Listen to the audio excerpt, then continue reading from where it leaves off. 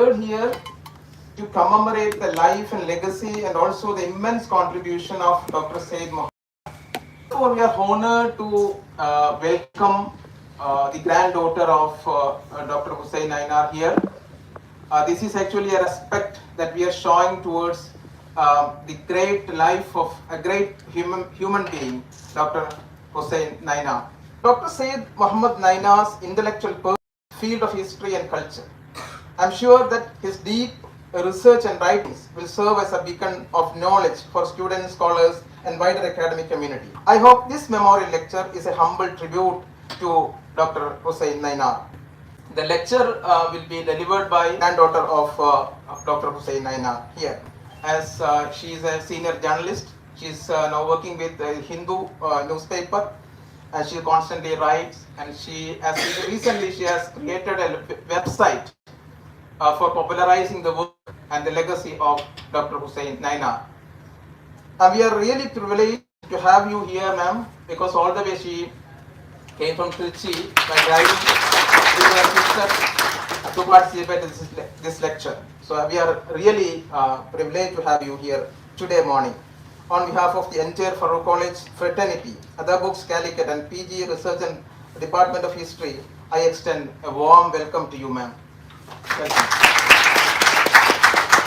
Hussain Nainar's legacy, Srimati Nehla Nainar and the Umayma Nainar, the lovely grandchildren of the most reverend scholar and polyglot of our times. A very happy welcome to Farouk College. Nehla Nainar, journalist at the Hindu newspaper and granddaughter of Dr. Hussain Nainar, onto the stage.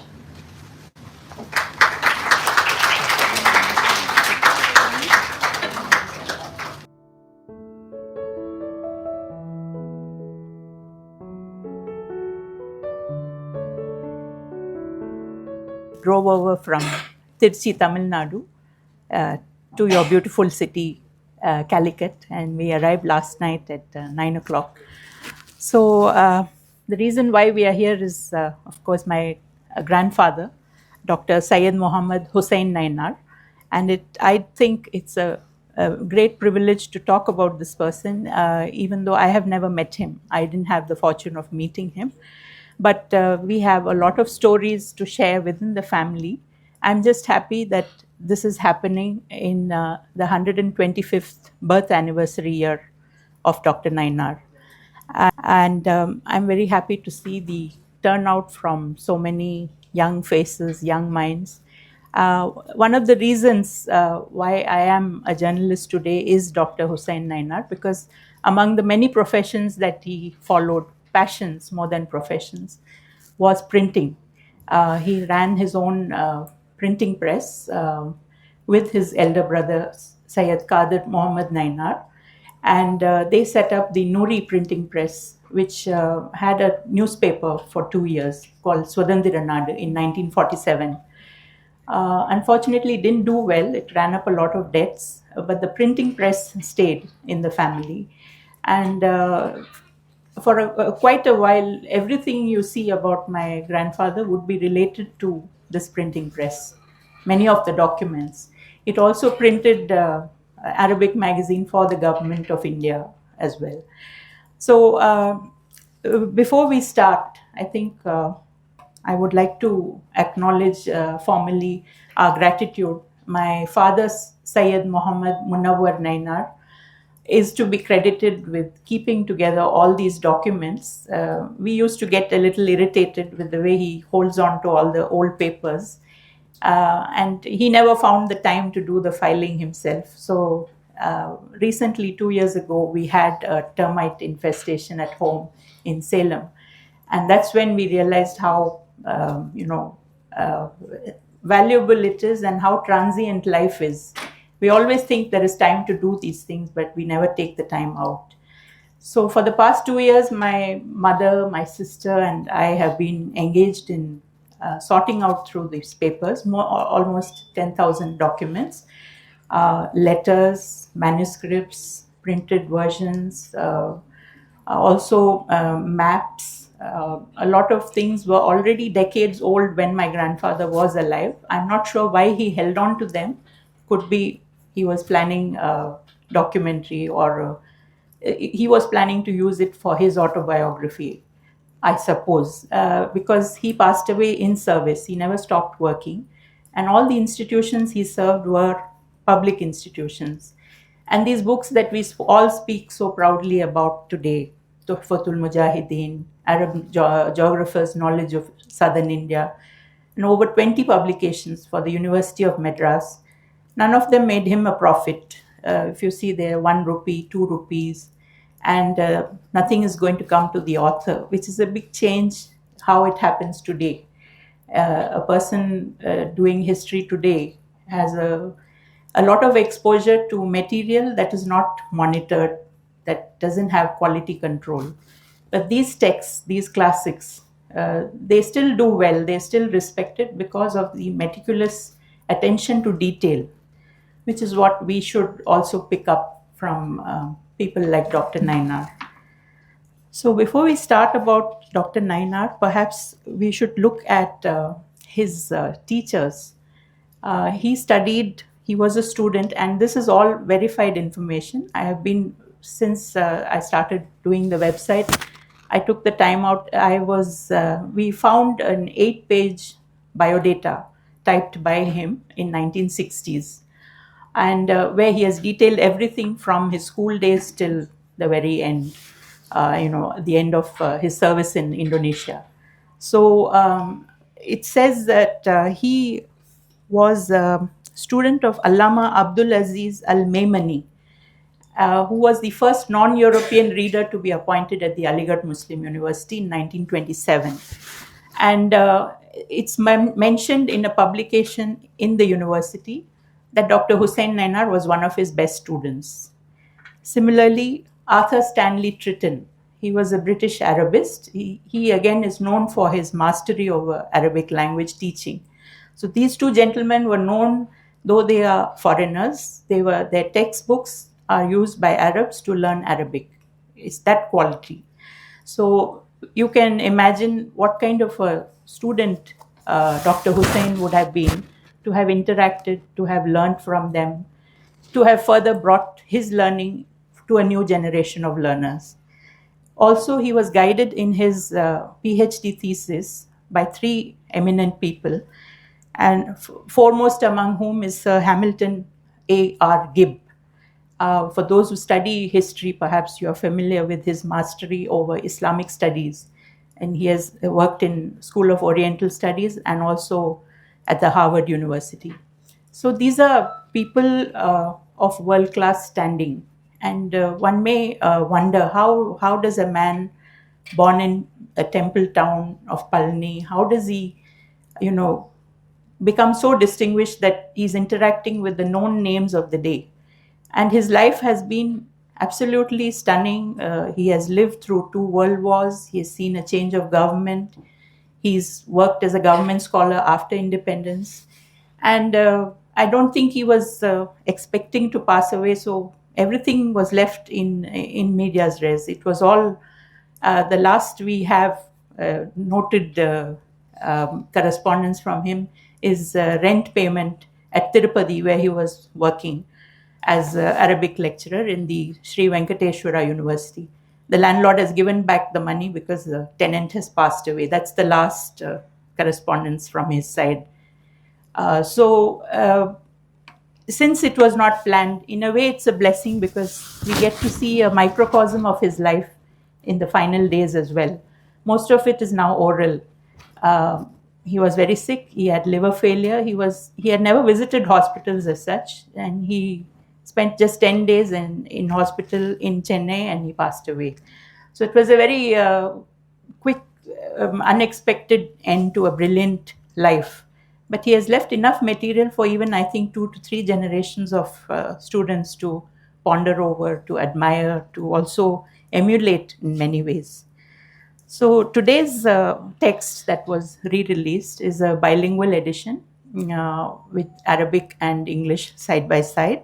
It's actually a shortened title. The translation of the full title is It's a Gift to the Warriors of the Faith about some of the deeds of the Portuguese. And it is dedicated to Sultan Ali Adil Shah of Bijapur. So it was expected, I think, if today you see it or you were to define it, it would be like a document of propaganda, war propaganda. But it also has, and it has just 4 chapters, 4 brief chapters. So it is actually a very interesting and important informative document about the history and geography of southern region, especially the Malabar region. And it has largely been neglected. In his foreword, he mentions this text, though important, has been neglected in his time. So, and why it has been neglected, why I'm saying that is because the first translation, it's available in the exhibition. I hope you'll have some time to go through it. The first book translation in English was done by a Britisher, M.J. Rowlinson, in 1833. And then it was forgotten after that. And in 1942, 109 years later, Dr. Hussain Nainar has redone it. He has redone it because he went to the UK in 1936 to 38 for 2 years.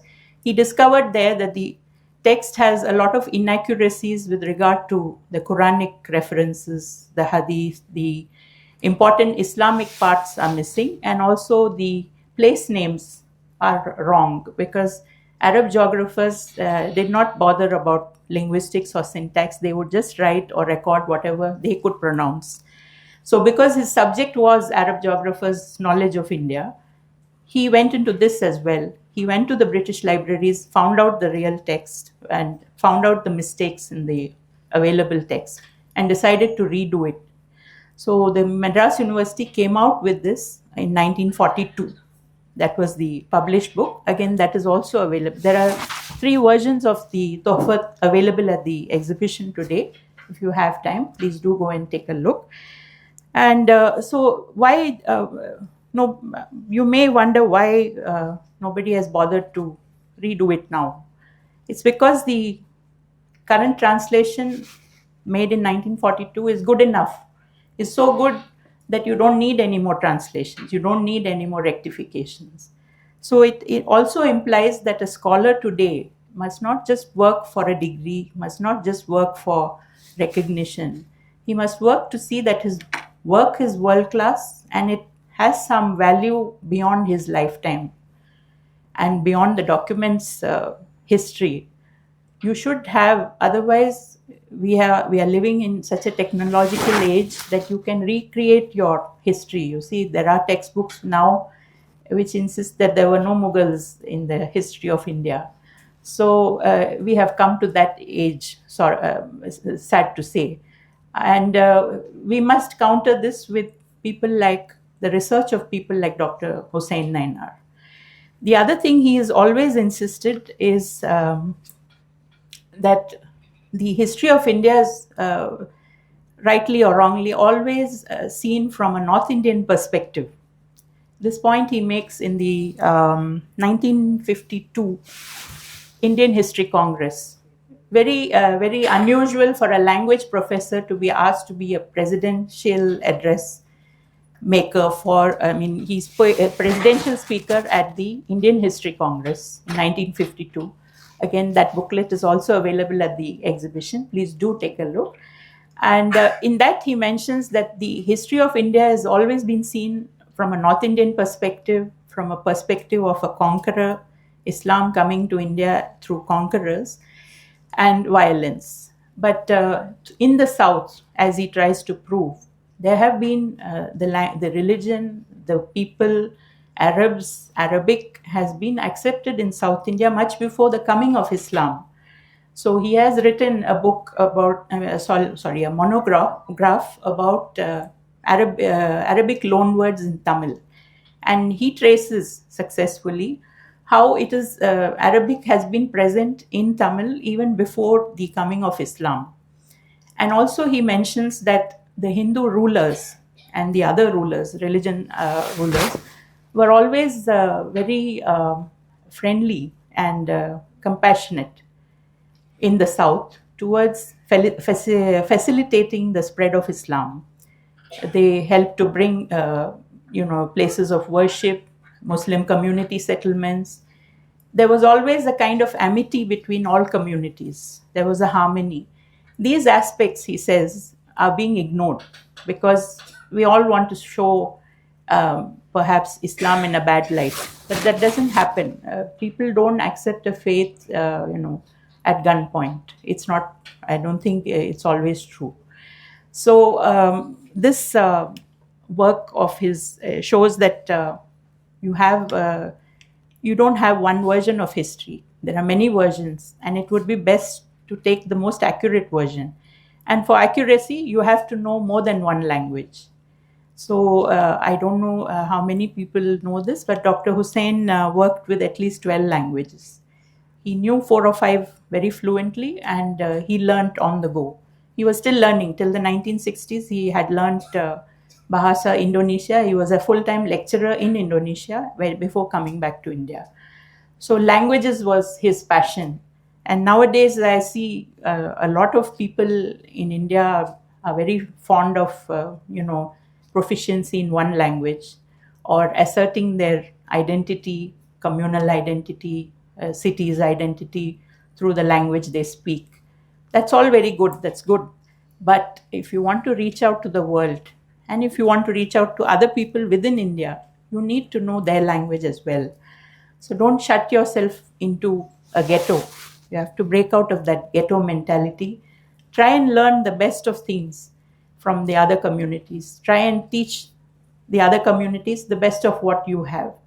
And a lot of the correspondence that I found is very moving because you have a big professor, Professor Dikshitar. He is writing to my uncle and asking, can you ask your father, will he lend me his car from June to December because I have to go to the university every day and I can't walk. I'll pay the petrol money. These are things you humanize the people behind such scholars. We all see only their documents and we think, okay, they must be, what is called hi-fi life. But that's not true. They were all very humble, middle-class family men trying to make a living and also enjoy what they did. So if we can start the presentation. So that's my grandfather. He was all these things and much more. He was a professor, researcher, publisher, a traveler, and a family man. And why I say he was a traveler is because he traveled from Palani, his birthplace, all over the world and came back to Palani. After retirement, he was also into farming. We have lots of letters where he describes what crops are to be grown at which month, how do you buy cattle for the cultivation period, etc. So this is the Shekha bungalow. Shekha is the name of his mother, and this was a bungalow. This is what we inherited, my father inherited. And this is the place where originally all these documents that we are talking about today, they were kept here. This no longer exists. This bungalow has been demolished. It was in Palani at the base of the mountain where the Murugan temple is. So these are his personal details. He was born on May 25th, 1899, and he passed away on September 24th, 1963.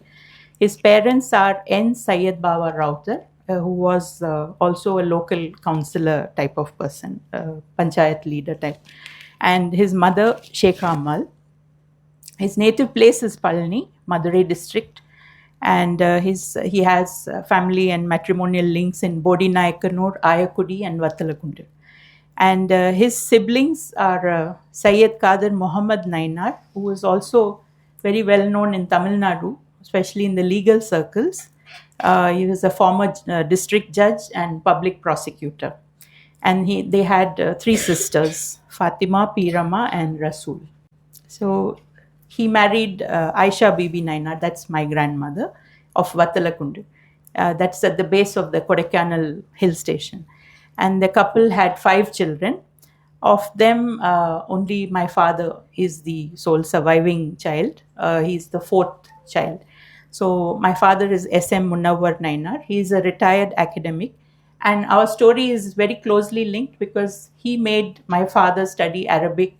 It was his wish to study Arabic abroad in an Arab country, but he couldn't. So Dr. Hussain sent my father to Egypt, to Cairo University, to study Arabic at the age of 1920 in 1955. And he was there for 4 years. So my father is also a former professor of Arabic at JNU. He was the first appointee at the Department of Arabic in Jawaharlal Nehru University in Delhi in 1972. These are the other children, my uncles and aunts. So this is my grandfather's educational qualifications. These are all recorded by him. There is no hype. It's all his information. This starts with 1918, but actually we have earlier postcards from Udumalapete where he is writing to his father asking for money because he used up all his mess fees to buy books. And now he's being laughed at and scolded by the teacher because there's no money for the fees. So he's asking his father for more money. That's the idea we got. That's when we realized that his education has been pretty stiff. His father did not support his learning. He was very keen that he should become a farmer. Syed Bawa Rautar wanted Dr. Hussain Nainar to become a farmer because the elder son had already studied and he felt nobody would marry these boys if they studied too much. So that was a lighter side of things, but he continued. He just disregarded. Most of the letters are a kind of a fighting nature. Every letter has a very defensive quality about it. Of course, the Tamil of those days has changed from the Tamil of these days. So only those who can understand that cursive writing, handwriting, and also the syntax of the day will be able to appreciate it. So as you can see, he has moved from Chennai, from Madras. Suddenly, his career trajectory, his educational career shifts to Aligarh Muslim University, where he simultaneously pursued LLB and Masters in Arabic. So we have the hall tickets to show you that he did it within weeks. 2 different subjects, he answered the exams within weeks. And his greatest achievement, I think, was being selected to do his doctoral studies in School of Oriental Studies, now known as School of Oriental and African Studies, SOAS, University of London in 1936 to 38. This was where he would start working on all his South Indian history related, Islamic history related material. And these are the people who guided him. Sir E. Denison Ross, Professor Sir Hamilton A.R. Gibb, and Professor A.S. Tritton. So the man who taught him in Aligarh was also there in SOS. So these are the places where he worked. From 1927 to 1954, we have a senior lecturer. He was appointed as senior lecturer and then continued in service till he became the head of department. And if you have time, the appointment letter, the advertisement, everything is available in the exhibition.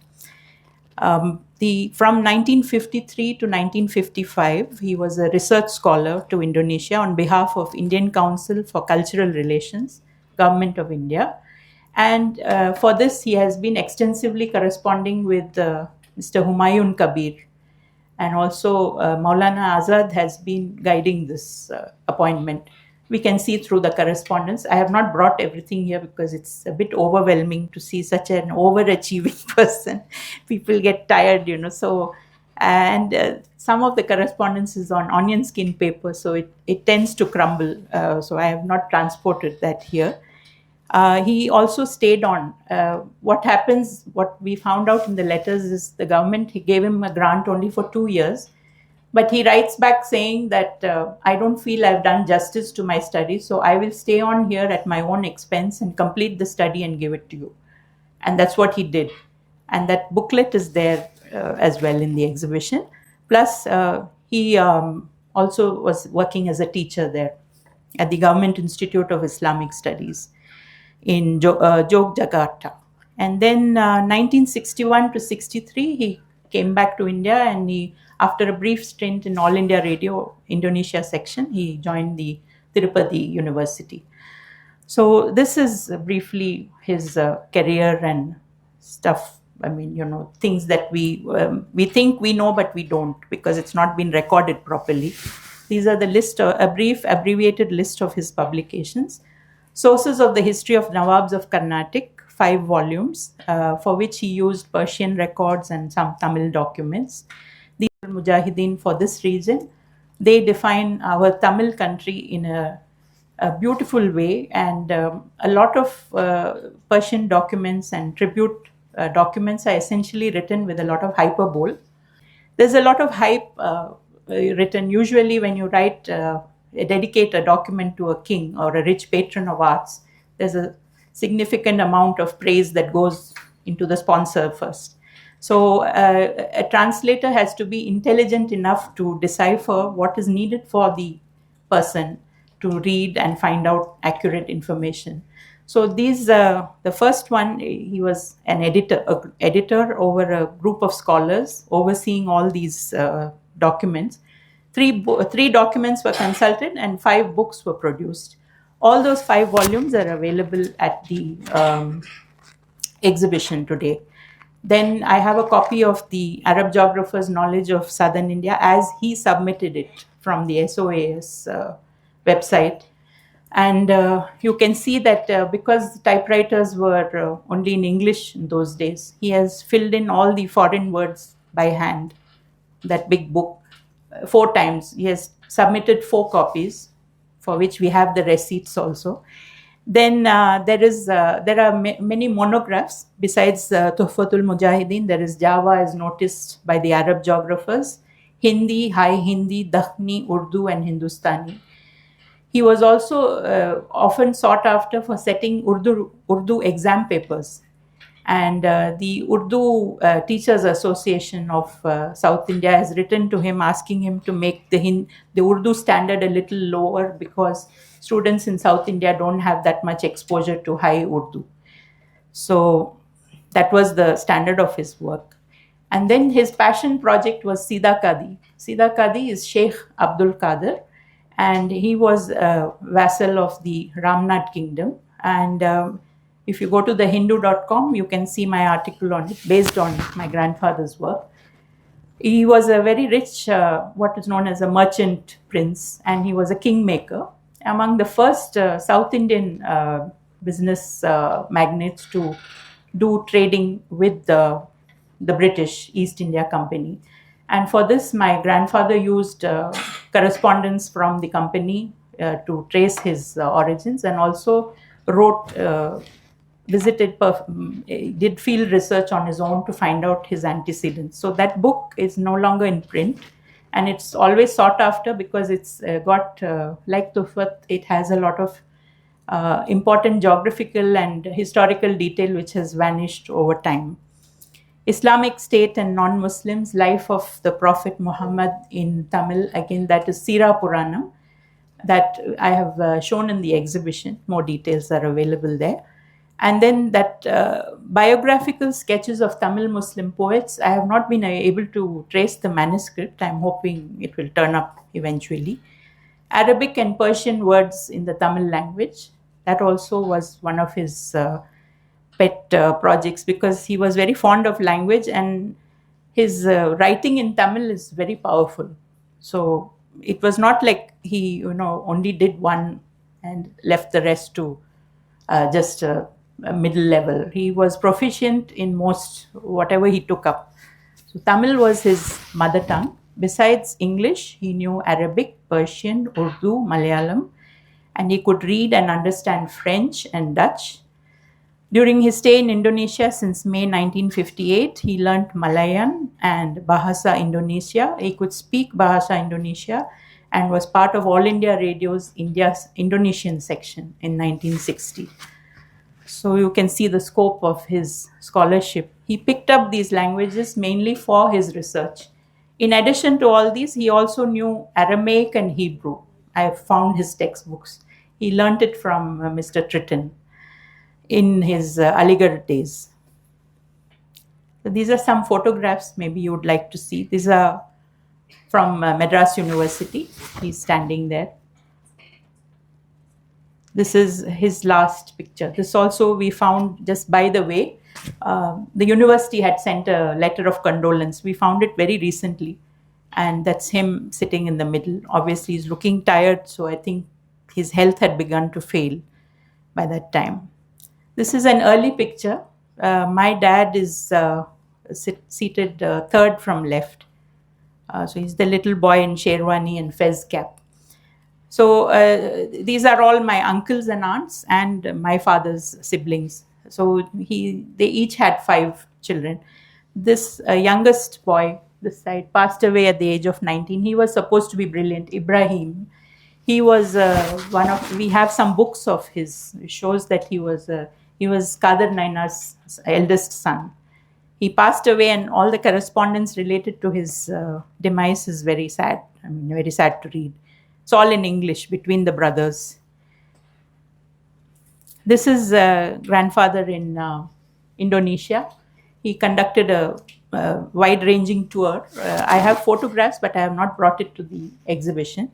And this is, he was representing the Indian government there as well, often asked to carry out duties like settle payments for the Indian expats there and things like that. So he was what in today's language we will say an all in all. I mean, you ask him to do something, he'll do it for you.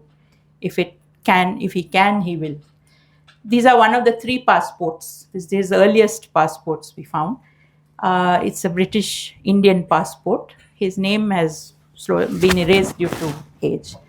As you can see, it was issued in Fort St. George on 19th August 1936.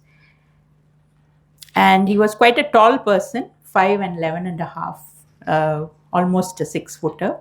And this visa, as you can see, the visa permission is Italy, France, Switzerland, Germany, Austria, Belgium, Spain, Portugal, Turkey, and Egypt.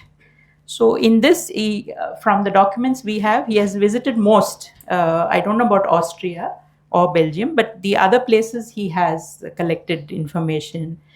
And the small document shows you Hitler's stamp there. If you can see, the swastika is there, the last one. So he visited Germany during the rule of Hitler, and he seems to have attended some lectures. We found some postcards from Nuremberg, and obviously in a spirit of curiosity. I don't think he had any political affiliations. So these are the things I think we can learn from him today. One is due diligence and research.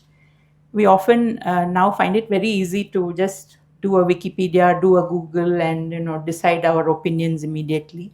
But actually, what matters is true and source documents that we should never ignore. Secondly, be multilingual and do it consciously. Be interested in other languages other than your own. There's nothing wrong in knowing another language. Keep in touch with people.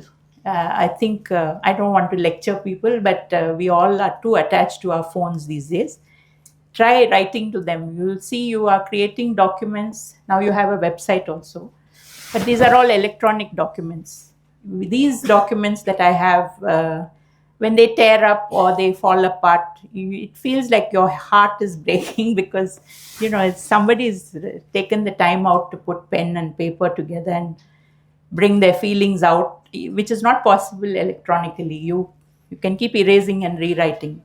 In a letter, that is not so. So try and do some more handwriting. And then create a personal library. That obviously, as we can see, we have a lot of material. So he created his own personal library. The other practice which nobody talks about nowadays is professors who are retiring used to share their books collection with those who are staying back. That could be one reason why we have so many books in those days. Nowadays, people just take their material and leave office. So I have found letters asking for books from other professors. He was, though he had so many things going on and so many serious issues, related to his studies, he always kept in touch with his family, never forgot his duties as a family man.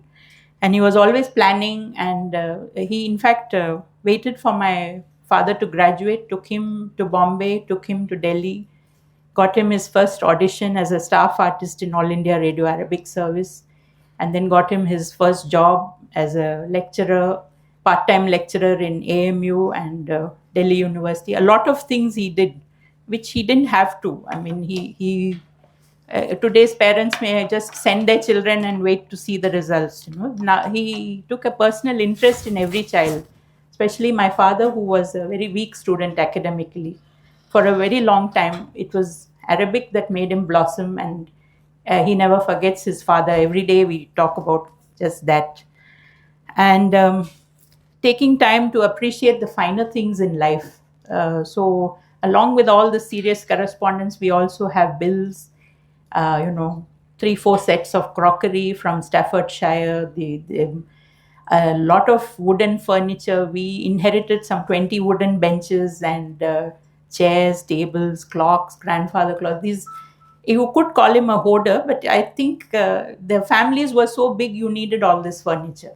Now they are seen either as antiques or headaches for people who are maintaining it. But he never forgot that he is a part of the community and he is a scholar. So people today take a lot of pride in not caring for things. He took pride in caring for everything. And at all times, he was true to his faith. Maybe he didn't dress like most conservative Muslims do, but his knowledge of the religion and his scriptures was unimpeachable, because he studied in Bodakudi Madarsa first and then Jamalia Madarsa. Bodakudi is in Tiruvarur district near Tanjavur. And then later in Chennai, in Madras, he studied at the Jamalia Madrasa. And then only he gets into Western education. So he had a very sound backing in both Islamic studies and modern education. And I think from 1930s, when his father passed away, 1932, he was largely his own man, and he made his life ahead. He adopted a new surname. Nainar is, you may have noticed, it doesn't occur before him. His father's name is N. Syed Bawa Rautar, and in Palani he's still called Syed Ba Rautar. If you go and say, they won't know Nainars. Nainar was an adopted surname by my grandfather, and he and his brother agreed that from now on the family would take this on, just to stand apart from the rest of the people. Because in Rautar means a horse trader in Tamil parlance. It was a traditional trade in those days. So he perhaps wanted to be associated with a new class of, educated Tamil Muslims. So he said it's time we changed, and that's how we all have this surname. And it's a conversation starter. People keep asking about that name. So thanks a lot for sitting through this. I hope some of it has helped you at least. And please do take time to visit my website. It's all about my grandfather, and there's some about his two sons, my uncle Anwar Nainar and my father Munawar Nainar. All are interesting stories. I know it will sound like I'm boasting about my family, but it isn't. It's all based on historical information. Everything is verified twice, thrice before we put it online, because it will be forever.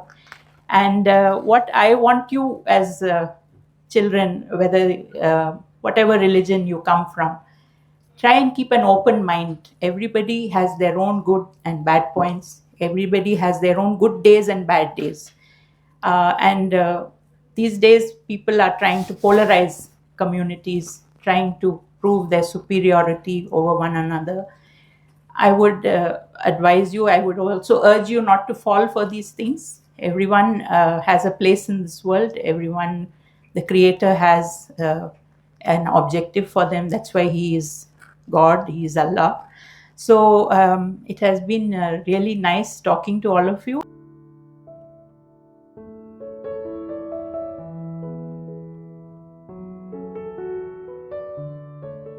Head of the Department of History, Farooq College, onto the dais. So please.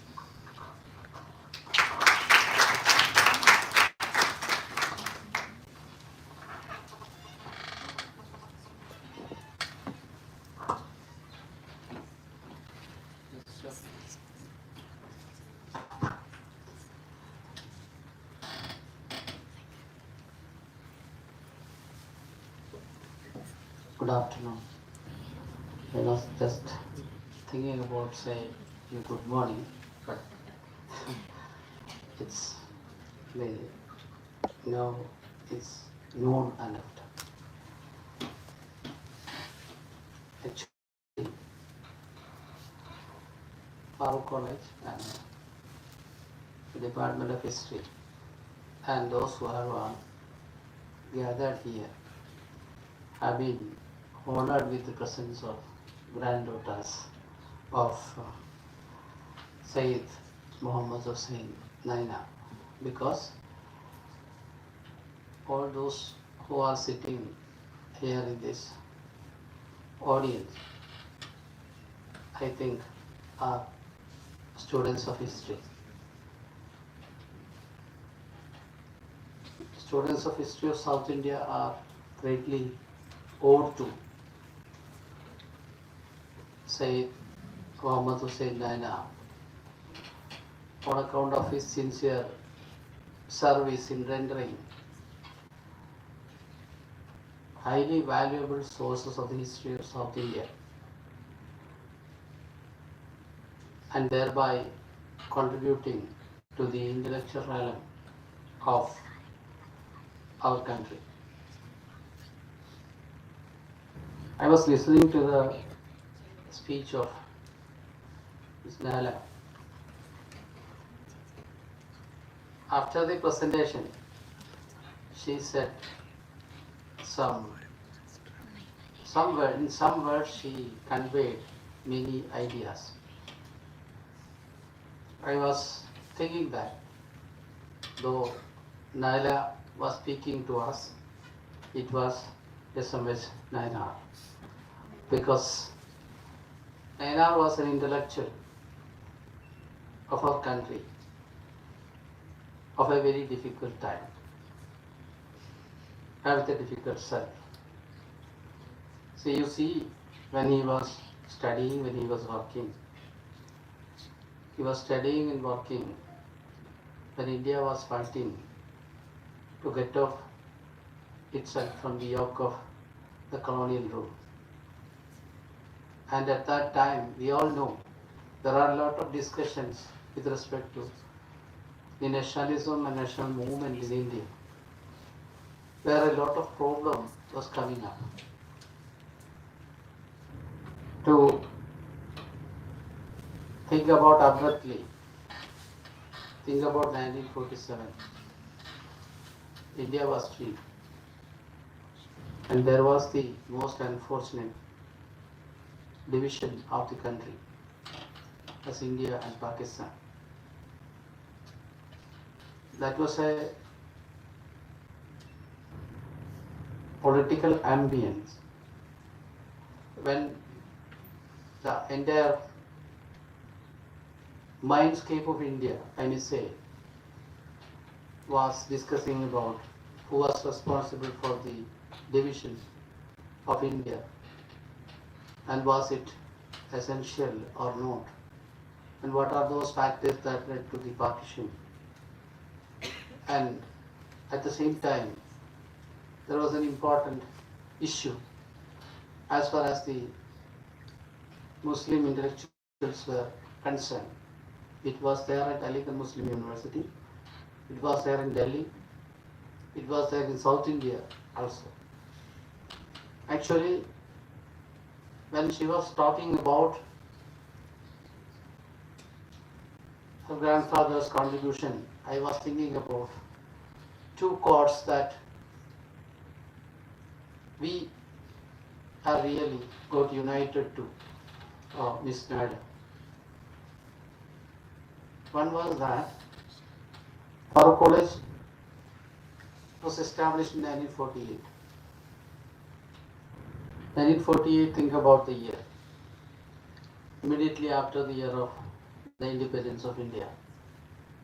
India was thinking about the great reconstruction of the country as an independent nation, which was quite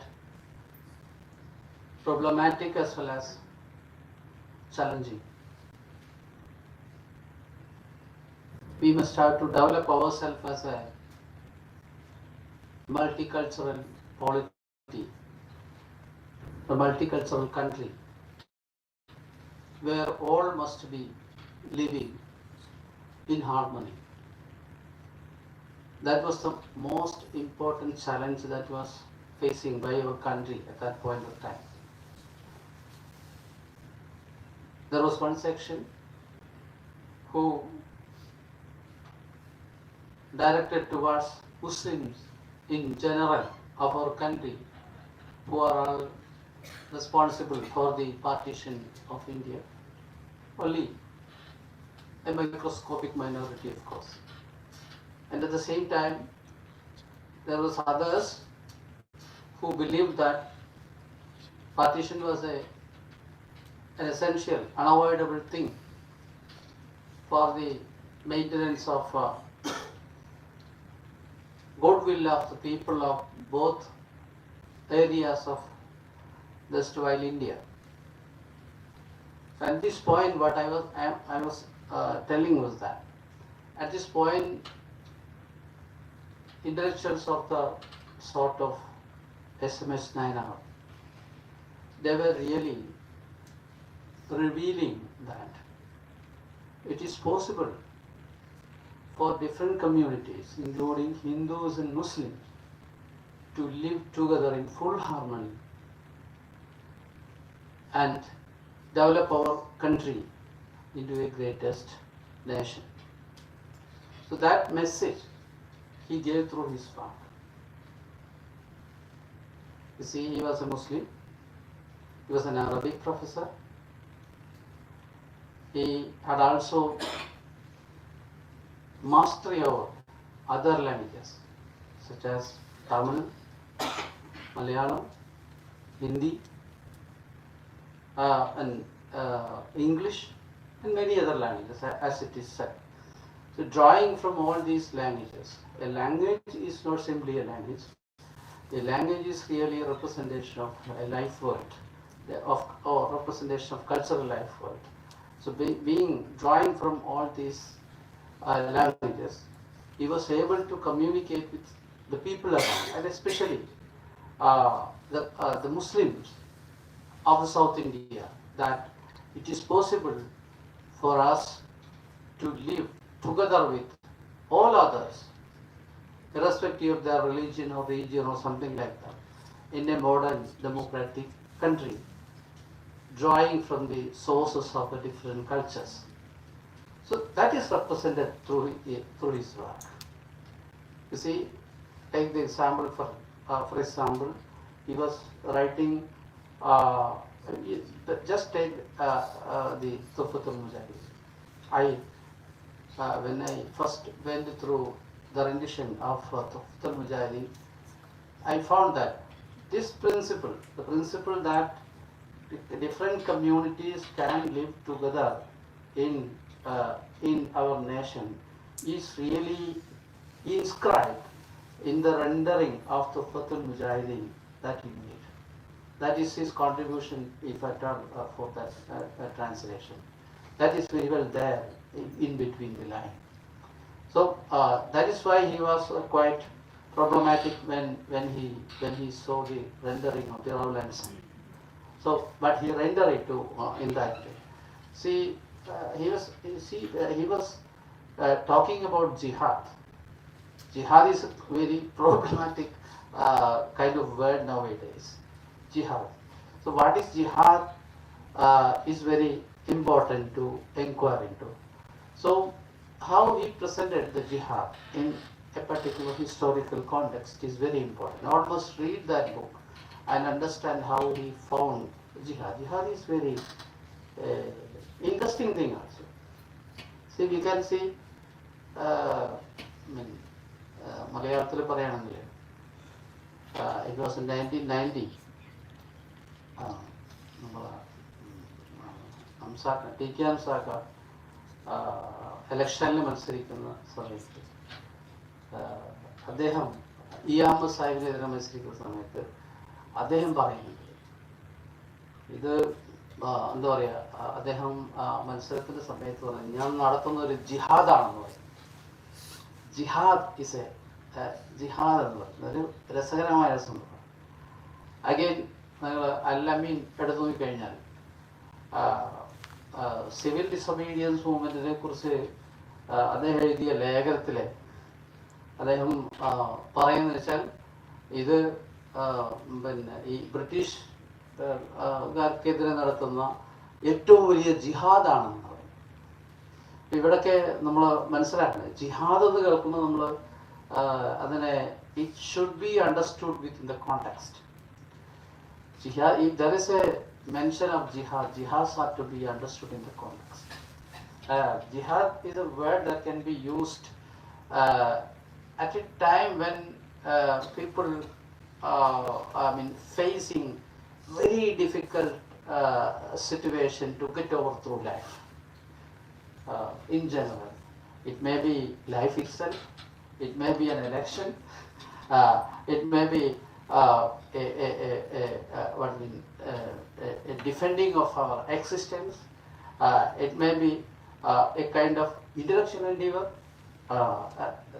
That is what is happening. So what I say is that when we read the rendering of Tafatul Mujahideen by S.M.H. Nainar, we can also understand what is a context of a jihad, or what is the meaning of a jihad in a particular context. That is also informed through his rendering is what is important. Otherwise, if we take that text, the Arabic text, and we render it in our own forms, the translation may be a quite different one, which will bring in all kind of political underbelly nowadays. That I often think. And that is the first thread that the thread with respect to college. Our college also was established by our founder is Abu Sabah Ahmad Ali. Abu Sabah Ahmad Ali also believed all through his life in keeping this campus as a garden of students from different communities all through. Even in his Arabic college, he followed that particular view that the people, the students from all regions, all hues of politics could be there in a particular campus. Even in the Arabic college, he followed that.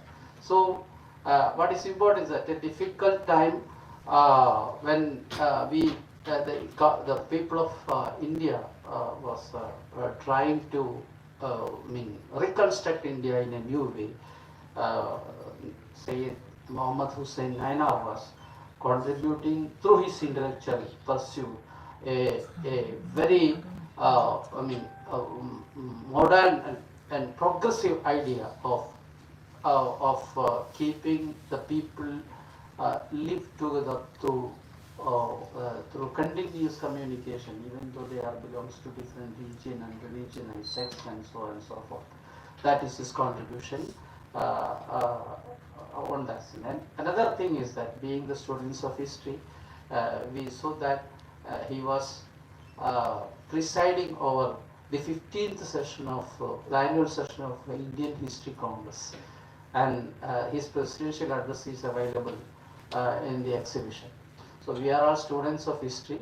As far as Farooq College is concerned, in 2007 we were also hosting Indian History Congress here, and even though he is not a historian, he is only a linguist, he was invited to preside over the 15th session of Indian History Congress.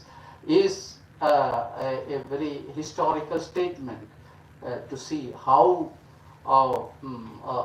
so loving and useful he was for historians even in 1950s, and as we nowadays experience with his work when we pursue with a work on South India, we are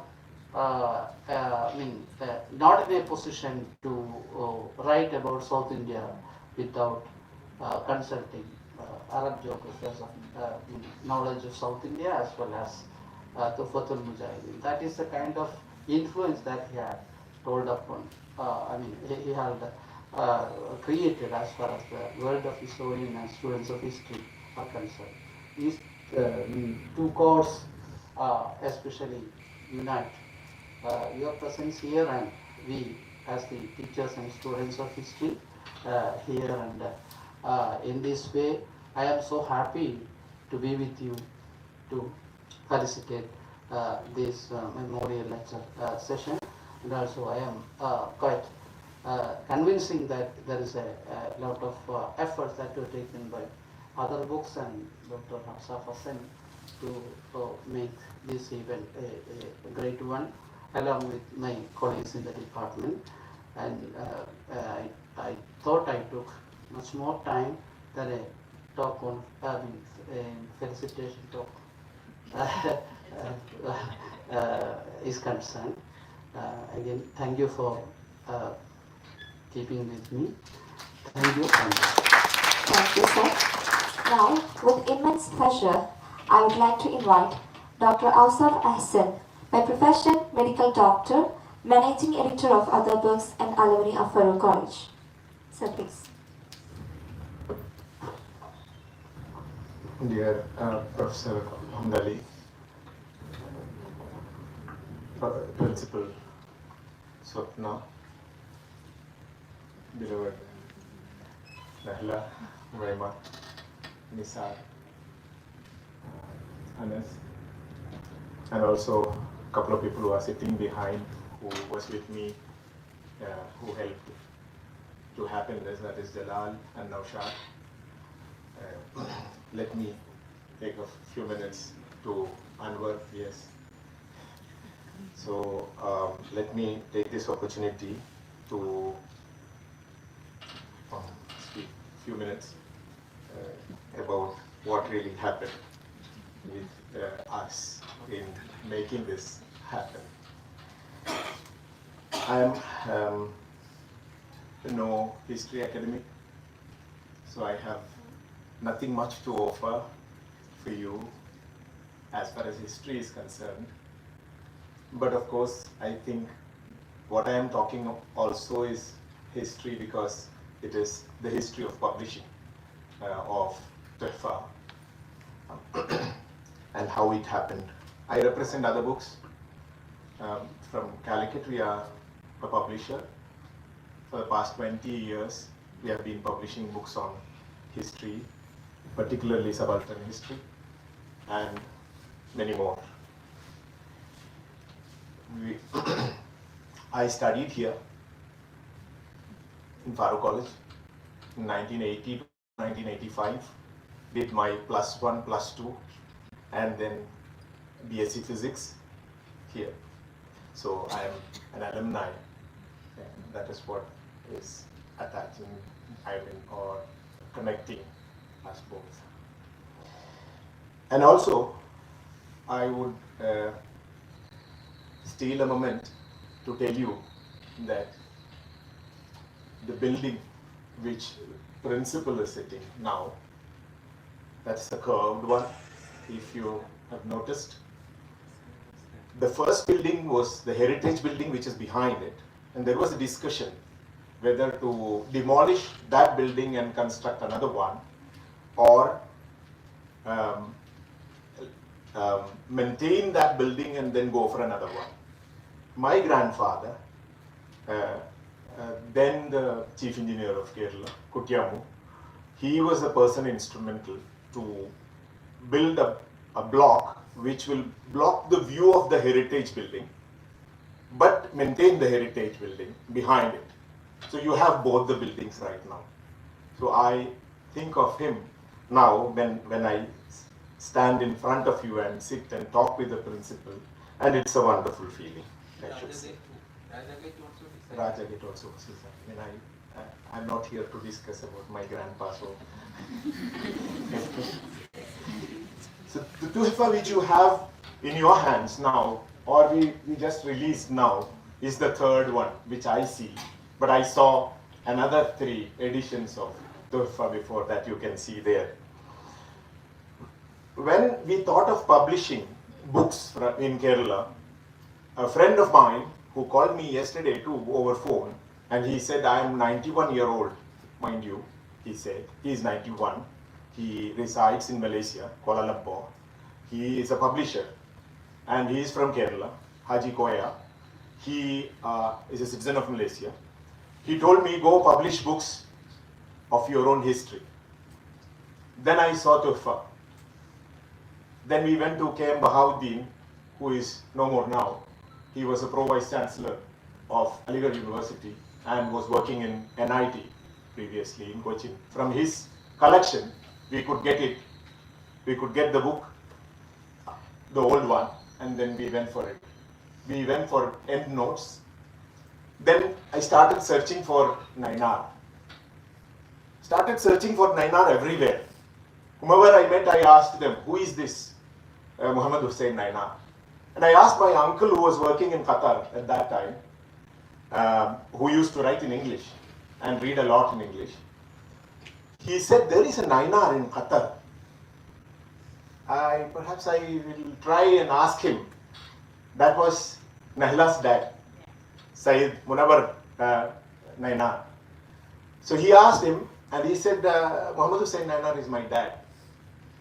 Then I took a chance, went there, Doha, had a cup of coffee with my dad and your dad. We had a wonderful discussion there in a coffee shop. I think Doha Heights. There's a coffee shop called Doha Heights. Yes. And then he said, you have already published Tuhfa, but go for his thesis, Arab Geographer's Knowledge of Southern India. And I said, look, we don't have that money. We are a small publisher, fringe publisher. He said, I will give you how much you need. I said, around 60,000. Take it from me. He gave me 60,000 on the spot. And he said, keep it with you, publish it. When you have enough money, return it. And anything you get from that, please don't give it to me. I want only the 60,000 back. That's all. So that's how Arab Geographers happened. Then he came all the way from Salem, I think, at that time. Traveled from Doha to Calicut, yes. And he launched the book in Calicut. We have the photograph with me, but I forgot to bring it here to project it here. He came to Calicut. He launched Arab Geographers in Calicut. That is the story, but a story continued. We used to keep in touch somehow. Once I asked Nahla what is happening. We are planning to come and meet Sayyid Munawar, sir. Then she said, I have found a treasure. We have a lot of things here. If you are coming to Trichy, we will be happy. Then Jalal, myself, Naushad, we went for a couple of days. Apart from books, we had a lot of wonderful dishes too there. And then we had wonderful 2 days skimming through a lot of records. I don't know. I think it's tip of an iceberg, and we have much more in store. I don't know. We have to go and see. I think historians should see it. They would have a third eye to see those things, and then bring you. Bring it to you to see what is beneath it. I feel. I don't know. I usually, when a person smiles, I look at his or her teeth mostly. This is my profession. So this is how it goes. And before I conclude, because I just wanted to say this, but and then we have come out with the bilingual edition now, because Western academics mostly they love to have the original with the translation as well. We have published not only Tuhfatul Mujahideen, but we went for Fathul Mubin, and then Tahrir, then Adkiya. A lot of old Arabic manuscripts we have got it translated into English and published. And before I conclude, I'd say we already have an understanding to publish the life and works of Nainar by other books, inshallah. So, and we were searching for, I mean, I was asking Nala who would write and who do you suggest to write. Nala said, I will write. So we don't have to search for an author to do that. Hopefully within a year we will come out with that work also. Thank you so much for listening to me. അമ്മ പറഞ്ഞിട്ടുള്ള ഒരു ചെറിയ കാര്യം എനിക്കിവിടെ പറയേണ്ടതുണ്ട്. അതിൽ ഈ memorial ലെക്ചറാണ്. ഇന്നത്തെ കാലത്ത് ഹിസ്റ്ററി പഠിക്കുന്നവരും അല്ലാത്തവരുമായിട്ടുള്ള സ്കോളേഴ്സ് ഏറ്റവും കൂടുതൽ ഇമ്പോർട്ടൻസ് കൊടുക്കേണ്ടത് എന്തൊക്കെ ഓർത്ത് വയ്ക്കപ്പെടണം, എന്തൊക്കെ മറക്കപ്പെടണം എന്നുള്ളതാണ്. അത് എല്ലാ എന്താ പറയുക അക്കാഡമിക് സ്പേസുകളിലും ഇന്നത്തെ കാലത്ത് മറക്കാനുള്ള എന്തൊക്കെ മറക്കണം, മുഗൾ ചരിത്രം നിങ്ങൾ മറക്കണോ, അക്ബറിനെ നിങ്ങൾ മറക്കണോ, ഇങ്ങനെ മറക്കാനുള്ള കാര്യങ്ങൾ അത് നമ്മുടെ പഠിക്കാനുള്ള ബുക്കുകളിൽ നിന്ന് എടുത്തു മാറ്റപ്പെടുകയാണ്. ആ ഒരു സന്ദർഭത്തിൽ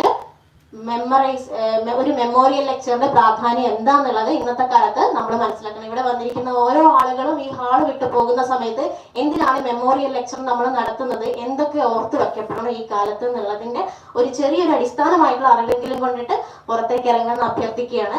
അതിന്റെ കൂടെ തന്നെ നെഹ്ല നൈനാർ മാമിന് ഞാൻ നന്ദി പറയുകയാണ്. അതോടൊപ്പം ഉമൈമ നൈനാർ ഒന്നും സംസാരിച്ചിട്ടില്ലെങ്കിലും നമ്മുടെ ഇവിടെ വന്ന് ഇത്രയും ദൂരം വന്ന് നമ്മളുടെ വേദി അനുഗ്രഹീതമാക്കിയതിന് നന്ദി പറയാണ്. അടുത്തതായിട്ട് നമ്മുടെ പ്രിയപ്പെട്ട നിസാർ സാറാണ്. നിസാർ സാറിനെ കുറിച്ച് അധികം ഒന്നും പറയേണ്ട, എല്ലാവരും പഠിപ്പിച്ചിട്ടുണ്ട്. ഇതിന്റെ എന്താ പറയുക, ഇതിന്റെ സംഘാടക പ്രവർത്തനത്തിലൊക്കെ ഏർപ്പെട്ട് നമ്മോടൊപ്പം നിന്ന നിസാർ സാറിന് നന്ദി പറയാണ്. അനസാറ് നമ്മുടെ ഡിപ്പാർട്ട്മെന്റ് HOD ആണ്. എല്ലാ പ്രവർത്തനത്തിനും കൂടെ നിൽക്കുന്ന എല്ലാം അങ്ങ് കൊണ്ടുപോകുന്ന സാറാണ്. അപ്പം സാറിനും നന്ദി പറയുകയാണ് കുട്ടികളുടെ പേരിലും എൻ്റെ പേരിലും. പിന്നെ നമ്മുടെ വെബ്സൈറ്റ് ഇനീഷ്യേറ്റീവ് ചെയ്ത ഷാമിൽ ഇവിടെ പോയി, ഷാമിലിന് നന്ദി പറയാണ്. പിന്നെ മറ്റുള്ള ഡിപ്പാർട്ട്മെന്റിൽ നിന്ന് കുട്ടികൾ വന്നിട്ടുണ്ട്, റിസർച്ച് സ്കോളേഴ്സും വന്നിട്ടുണ്ട്, അധ്യാപകർ വന്നിട്ടുണ്ടോന്ന് അറിയില്ല. വന്നിട്ടുണ്ടെങ്കിൽ അവർക്ക് എല്ലാവർക്കും നമ്മുടെ ഹിസ്റ്ററി ഡിപ്പാർട്ട്മെന്റിന്റെ പേരിലും എൻ്റെ പേരിലും എല്ലാവരുടെ പേരിലും നന്ദി പറയാണ്. Thank you.